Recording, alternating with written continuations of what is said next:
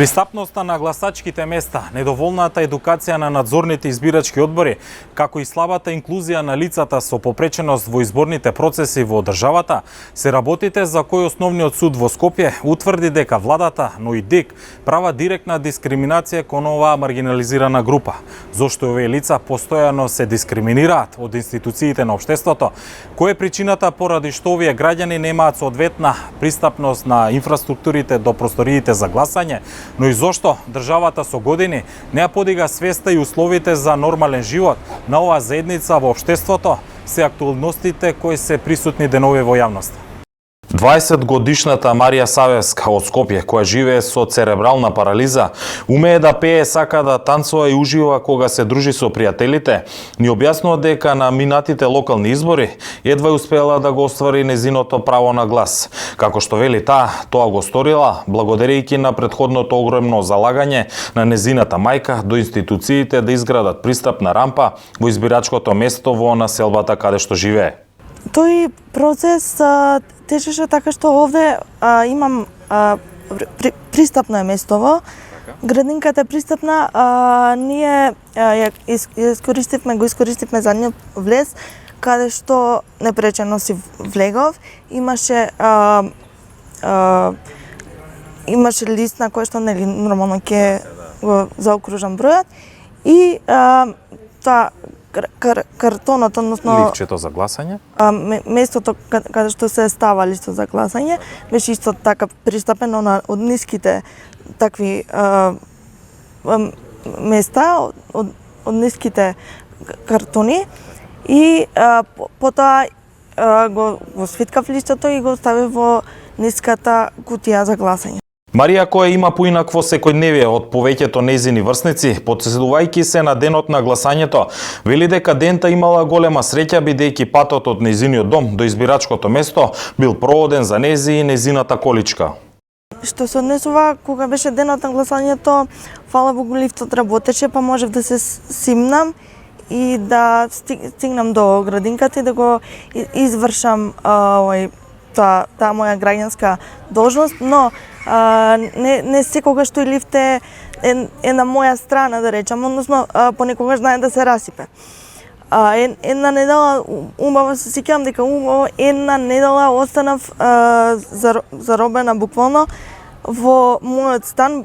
Јас живеам на Синдикат и сега имав тогаш обврски кои што требаше да ги завршам и буквално не можев да функционирам, а без лифт не можем ниту да се симнам до продавница, не можеме да отидеме, а не па до некоја друга обврска. Така што многу сум зависна од лифта, тој лифт може и да се расипе понекогаш и да не биде на моја страна. Во однос на патеката од твојата зграда до местото на гласање, каква е проодноста? Ти треба помош од мајка, од специјално лице, како се снаоѓате?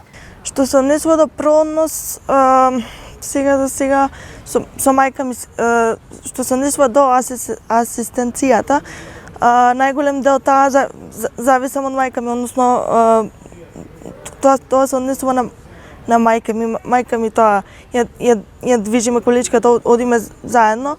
Што се однесува до пристапноста, понекогаш може да се случи, например, да има некоја запчепа, да мораме да го преминеме некако. И потоа да продолжиме по патот, што е лошо затоа што понекогаш мора да згасне на количката за да може да ме префрли. 20 годишната Марија пред камерите ни го раскажува проблемот на нејзиниот другар, кој исто така е полнолетно лице со попреченост, каде посакал и тој да гласа на минатите избори, но бил спречен во намерата, токму поради непристапноста на објектот во избирачкото место каде што живее. Мики Стојановски, кој не сакаше да зборува пред камери, кратко ни рече дека тој било невозможен да гласа во објектот каде е неговото избирачко место во Лисиче. Се работи за мојот другар Мики Стојановски, кој што исто така како и мене сакал да си го оствари своето право, но поради непристапност на објектот не бил во можност да си го оствари своето право. А зашто да не може да и поради скалите што ги имало таму. А зашто да не може да го оствари своето право кога нели како секој граѓанин и ние имаме право да гласаме и да си го оствариме своето право на глас. Пресудата е значаен исчекор за лицата со попреченост, вели Оливера Савеска, мајката на 20-годишната Марија од Скопски аеродром. Слушнав по медиумите дека е донесена таква судска одлука, читам исто по порталите дека е донесена судска одлука и навистина мислам дека треба конечно да се направат пристапни гласачките места, но не само гласачките места, навистина 31 година веќе да зборуваме само за рампи, не сме мрднати никаде од рампите, бидејќи пристапноста не е само рампа, не е само лифт, пристапноста значи многу повеќе, значи превоз од точка А до точка Б, значи паркинг место слободно, таму кај што треба слободен тротоар за да се стигне до некаде, исправни лифтови, не само и прописни рампи под одредена косина. А што се однесува до гласачките места, жално е што во едно демократско општество вакво, како што сакаме да бидеме, да им се скратува правото и дискриминирачки да се однесува државата кон овие лица. Истовремено, според неа, пресудата представува и преседан во судството, затоа што констатира реална фактичка состојба во која се повредуваат граѓанските и политичките права на овие лица. Лица со кои соработуваме, контактираме, не можеле, гневни се, лути се, со право, не можеле да се стигнат до гласачкото место, едноставно затоа што имало многу скали, не било безбедено, а слушам и дека немаат ни соодветна масичка со соодветна висина каде што треба да го извршат гласањето, на високо место поставени кутиите и навистина ја поздравувам одлуката на судот и нека притисне, нека не остави да помине само со судска одлука која не е извршена, затоа што знаеме и тоа ние да го направиме и крајно време веќе да барем тоа да го решиме. Од Хелсиншкиот комитет велат дека според пресудата, државата директната дискриминација направила поради тоа што не обезбедила никаква инфраструктура и простор во избирачките места, со што се оневозможува на лицата со попреченост да го остварат своето право на глас. Кога станува збор за лицата со физичка попреченост, представува проблем со години со кој што ние се среќаваме и за кој што сме добивале и представки од самите лица со попреченост. Меѓутоа, мисијата на ОПСЕ беше таа која што во еден период, зборувам сега за повеќе од 4 години, започна со посета на избирачките места токму заради утврдување на нивната приспособеност за пристап на лицата со попреченост до гласачките места. Тогаш бе утврдени низа пропусти, инфраструктурни главно, после што и народниот правобранител излезе со свое гледиште дека постои системски пропуст во обезбедувањето на соодветна инфраструктура на гласачките места за лицата со попреченост. Пировска тврди дека пресудата на граѓанскиот суд е одраз на состојбите со правата на лицата со попреченост во државата. Судот и таксативно ги задолжува што треба да сторат до следните избори за да можат лицата со попреченост достоинствено да си го остварат своето право на глас. Ова е навистина голема победа, бидејќи лицата со попреченост, зборувам сега тука и за физичка и за интелектуална, се соочуваат со низа проблеми во функционирањето, во нашиот правен систем. Меѓутоа во случајов пропустите не се од законска природа. Токму тоа сакав да ја прашам. Се чисто од техничка природа, нешто што владата наша и Државната изборна комисија требаше долги години наназад да го спроведува и имплементира. Ние ми се чини пред председателските избори имавме и контакти со Државната изборна комисија и работевме на тоа како да ги имплементираат препораките кои што им беа дадени од страна на мисијата на ОПСЕ. Излегува дека препораките не се имплементирани. Во изминативе години и поединечно организациите поднесувале различни тужби, но речиси никогаш од судот не била согледувана дискриминацијата од страна на државата, додава Пировска. Граѓаните очекуваат да нивната влада им ги оствари правата кои што им се гарантирани согласно устав и закон. Тоа кај нас не се случува. Со тоа тие се оневозможени да го остварат навистина многу клучно право, правото на глас. Да не зборуваме за тоа дека за лицата со интелектуална попреченост кај нас се уште ни сериозно не се разговара. Да се најдат, да речем, соодветни модуси да можат да го остваруваат тоа право.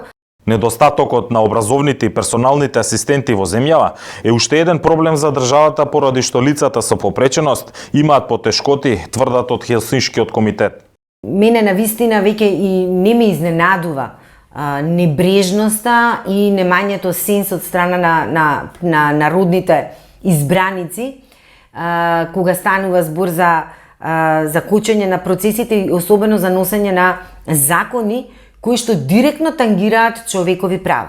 Да не зборуваме дека го тангираат образованието на децата, ги оневозможуваат инклузијата на децата кои што имаат некакви проблеми и им се потребни образовни асистенти и го пренебрегнуваат фактот дека семејствата и децата кои што имаат таков проблем се соочуваат со еден куп проблеми во функционирањето. Видливоста на лицата со попреченост при остварување на нивните основни човекови права во земјава никако да влезе во фокусот на државата и институциите. Одговорност нема за суровоста и небрижноста на институциите кон нив. А сето ова укажува на фактот дека на надлежните неопходно им е да изготват решенија со кои ќе се подобри животот на овие маргинализирани групи кои секојдневно се судираат со стигматизација и дискриминација во општеството.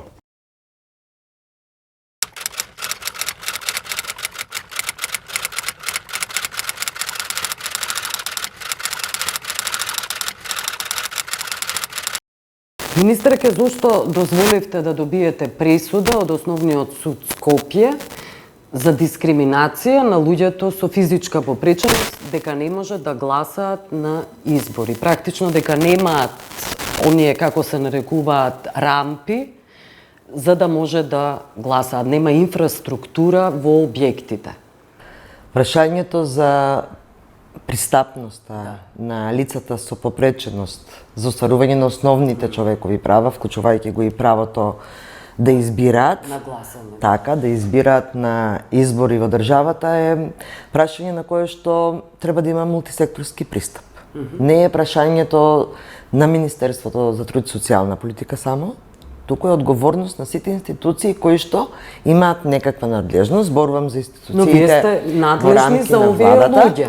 Во рамки на владата, зборувам за обврските на Државната изборна комисија и зборувам за обврските на општините. Значи тие не своите треба обврски не ги завршиле. не треба ДИК и општините, така, не треба одговорноста треба да си ја превземеме сите. Меѓутоа, Вие не сте треба одговорни за луѓето. Ние сме одговорни за креирање на политики кои што ќе овозможат подобар живот, пристапност на лицата со попреченост, буквално во сите сфери на општественото Сакате живење. да кажете дека ДИК и општините ве кочеле?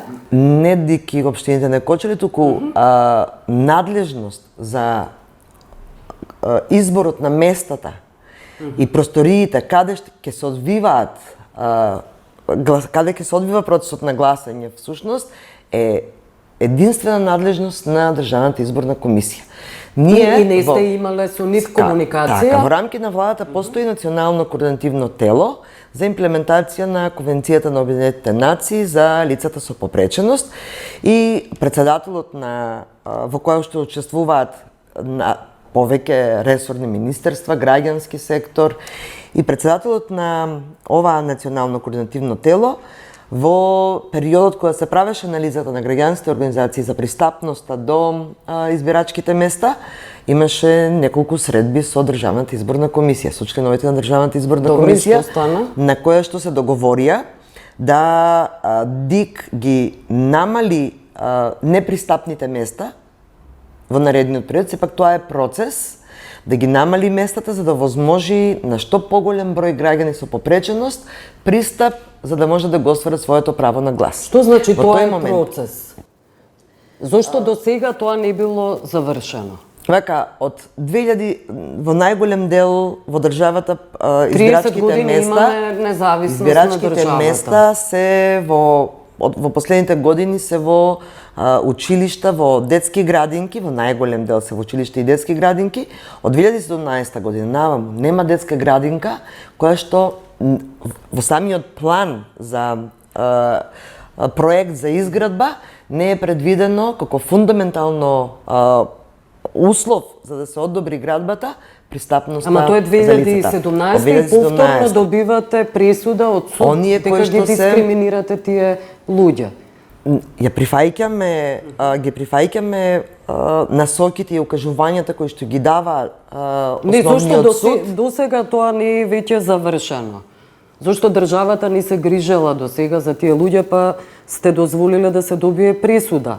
Значи, од 2017 наваму, од кога Социјалдемократскиот сојуз ја има владата, Тоа се да, 5 години. 5 години се работиме, затоа реков, од 2017 година наваму, сите градинки и сите школи кои се градат, без планот за пристапност на лица со посебни потреби, не се дозволува градба на таков објект. Ама постојат- Сите градинки Да. кои што постоеле претходно се граделе и се реновираат, имаат пристап за лица со Но има и посебни потреби. мобилни пристапни рампи. Да, има Тие може мобилни да се пристапни рампи и фиксираат- се фиксираат зависно од објектот. Во одредени училишта, посебно во Битола, кои што се дел од културното наследство и кои што не можат да се реновираат, или пак на дел од објектите каде што статиката не дозволува реновирање, се поставуваат такви мобилни рампи за да можат лица со попреченост не само за време на изборите, туку и воопшто да имаат пристап до таквите институции. На квартално ниво, како Министерство за труд и социјална политика, прибираме информации од сите институции и во рамки на владата и локалната самоуправа за што е направено и колку од тие институции се приспособени за лицата со попреченост. До крајот на мандатот дали ветувате дека се ќе направите, односно оваа пресуда практично ќе падне во вода, ќе нема да биде потребна повеќе, заради тоа што ќе им овозможите на овие луѓе да гласаат, да бидат еднакви како и останати, да не бидат граѓани од втор ред, од последен ред всушност. И како човек, пред се како човек, меѓутоа и во улога на министер за труд и социјална политика, каде што се креираат политиките за лицата со попреченост, ветувам дека ќе направиме се за да се отстранат сите бариери, особено архитектонските бариери, за да можат лицата со попреченост да ги остваруваат своите основни права. Човекови права. Да. Ќе разговараме, ќе закажеме состанок со Министерство за правда, со Министерство за транспорт и врски, со локалните самоуправи и со Државната изборна комисија, која што е одговорна за изборот на местата каде ќе се одвива гласањето, да го намалиме бројот или да ги одстраниме сите оние Треба сите пречки всушност да ги одстраните, а не да ги намалите. И објекти кои што не дозволуваат пристап на лицата со попреченост, а она што како министерство го правиме во моментот, ние всушност како држава досега немавме ниту регистар на лица со попреченост. Во моментот го правиме регистрот на лица со попреченост за да знаеме кој вид на попреченост ја имат, каде се тие лица во нашето општество, во кои општини се, колку се на број, каква попреченост имат и какви други карактеристики кои што се потребни за да можеме да градиме политики кои што ќе бидат таргетирани токму за различните видови на попреченост. Најголем проблем е со лицата со физичка попреченост кои што се движаат со колички, дел од објектите ја немаат доволната ширина или во просторот има премногу мебел за да можат тие да влезат во собите кај што се гласа, во просториите кај што се гласа и да гласат. За лицата со слепите лица, во секој избирачко место имаме шаблони за да можат тие да си го остварат своето право на глас со Брајево писмо, а исто така за лицата кои што се глувонеми, со ДИК, а и ДИК тоа го потврди на последните избори, имаме толкувачи на знаковен јазик, преку кои што стигаат сите информации во врска со изборите, токму до овие лица. Ние, она што треба да го направиме е исто така и поголема информираност на лицата со попреченост за каде треба да гласат. Тоа вие треба да го организирате. Така, заедно со Државната изборна комисија. Меѓутоа, како ресорно министерство, кој што се грижи за политиките и кој што ги креира политиките за лицата со попреченост, сигурно дека во наредниот период ќе постапуваме по пресудата на укажувањата, Основниот суд. по укажувањата од пресудата од Основниот суд Скопје. Ви благодарам за овој разговор. Ви благодарам и вам.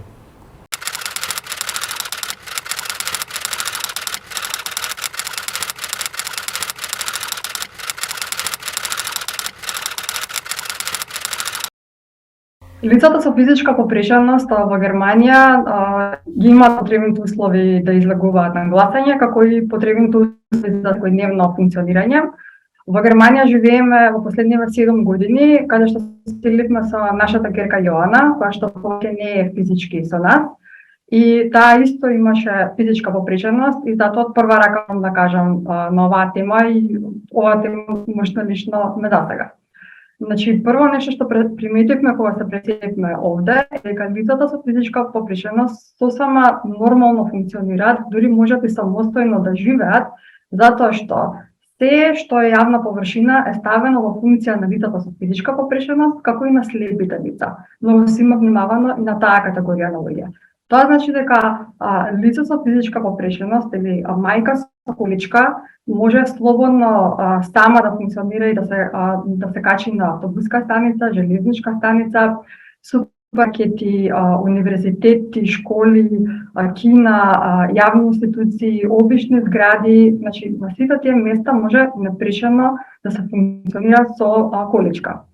Благодарам што ме контактиравте на оваа тема за да се покрена свесноста за подобрување на условите за физичка попреченост, луѓето што живеат со физичка попреченост во Македонија, затоа што имам уште нешто многу важно да кажам на темата, а тоа е државата навистина мора многу скоро да превземе мерки за да се подобри квалитетот на живот на овие лица, затоа што тоа е де факто најранливата категорија граѓани и нивното секојдневие и без тоа е многу тешко за функционирање. Преку мојата работа што работам и преку тоа што повеќето луѓе знаат дека сум отворена за информации, имаат храброст да ми се јават, до мене доаѓаат информации и ме контактираат луѓе, најмалку по 5-6 нови фамилии кои што од Македонија се преселуваат во Германија и ме контактираат мене и мојот сопруг да им помогнеме со првични информации. Тоа се само 5-6 фамилии за кои што од месец по месец јас само дознавам во општината на Келн, а каде се другите градови за лица кои што не ни дознавам дека се преселиле во Берлин, во Минхен, во Франкфурт, Хановер и останатите градови. И едноставно тоа е трендот што се случува во моментот, луѓето од немајкаде, од што нема како да функционираат со нивната попреченост во Македонија, го бараат спасот во Германија на сите возрасти.